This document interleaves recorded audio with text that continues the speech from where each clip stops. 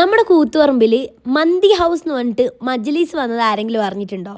നമ്മുടെ ഈ ഹോളിഡേയ്സ് ഉണ്ടായിരുന്നില്ലേ, പണ്ടത്തെ ഹോളിഡേയ്സ് എന്ന് പറഞ്ഞു കഴിഞ്ഞാൽ കുറച്ച് ആൾക്കാരെങ്കിലും മനസ്സിലായിട്ടുണ്ടാവും. അതിപ്പോൾ മാറി മജ്ലീസ് ആയിട്ടുണ്ട്. വെറും മജ്ലീസ് അല്ല, എക്സ്ക്ലൂസീവ്ലി എന്താ പറയുക, മന്തി ഹൗസ് ആയിട്ടുണ്ട്. ഡിഫറെൻറ്റ് ടൈപ്സ് ഓഫ് അൽഫാമിൽ മന്തി വന്നിട്ടുള്ള ഒരു അഡാറൈറ്റ് ആയിട്ട് വന്നിട്ടുണ്ട്. അപ്പോൾ എല്ലാവരും പോയി ട്രൈ ചെയ്ത് നോക്കുക.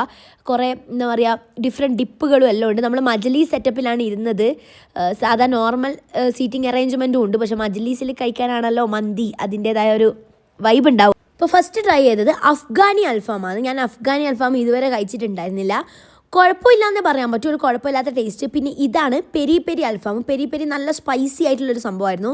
പിന്നെ ഈ ഞാൻ കഴിക്കുന്നതാണ് ഹണി ചില്ലി അൽഫാം. ഇവിടെ ഉള്ളതിൽ വെച്ചിട്ട് ഏറ്റവും ബെസ്റ്റ് എന്ന് തന്നെ പറയാം. ഞാൻ കഴിച്ചതിൽ വെച്ചിട്ട് തന്നെ ഏറ്റവും ബെസ്റ്റ് ആയിട്ടുള്ള ഹണി ചില്ലി അൽഫാമാണ്. മസ്റ്റ് ട്രൈ ആണ്. പിന്നെ ഇത് ഷവായ കുഴപ്പമുണ്ടായിരുന്നില്ല. എല്ലാ സ്ഥലത്തും കിട്ടുന്ന പോലെ തന്നെ ഒരു നോർമൽ ഇതിൽ പോയിട്ടുണ്ട്.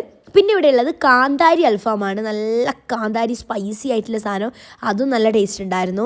പിന്നെ ലാസ്റ്റ് വൺ നമ്മുടെ നോർമൽ അൽഫാമാണ്. നോർമൽ അൽഫാം എനിക്ക് അത്ര വലിയ ഇഷ്ടപ്പെട്ടിട്ടില്ല, ഇത്രയും കഴിച്ചുകൊണ്ടാണോ എന്നറിയില്ല. ദെൻ ദ ലാസ്റ്റ് വൺ ഇതാണ് പെപ്പർ. ഇതും അത്യാവശ്യം കുഴപ്പമില്ലാത്ത ടേസ്റ്റ് ഉണ്ടായിരുന്നു. കൺഫ്യൂഷൻ ആയല്ലേ എല്ലാം കൂടി ഏതൊക്കെയാണെന്ന് ഞാൻ ഇൻട്രൊഡ്യൂസ് ചെയ്തിട്ട് ഒരു വീഡിയോ ഇട്ടേക്കാം.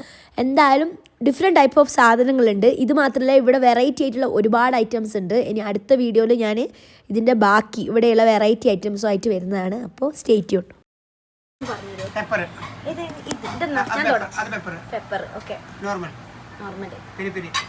അഫ്ഗാനി ഷവായി ഹണി കാന്താരി.